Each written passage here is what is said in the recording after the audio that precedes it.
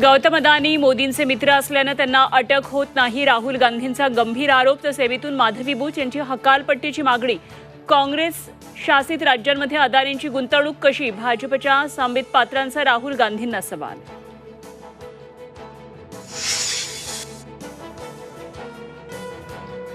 मतदानाची टक्केवारी वाढली, याचा भाजपला फायदा होणार, देवेंद्र फडणवीस यांना विश्वास.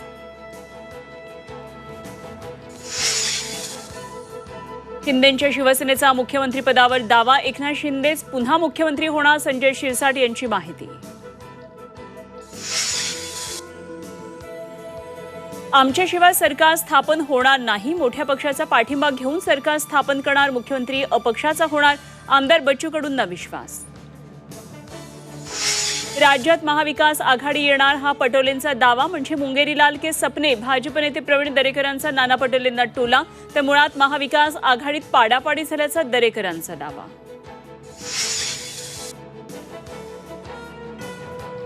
एक्झिट पोल नंतर सट्टा बाजारातही महायुतीलाच कौल. फलौदी सट्टे बाजारात भाजप आणि मित्रपक्षांना 140 ते 142 जागा मिळण्याचा अंदाज.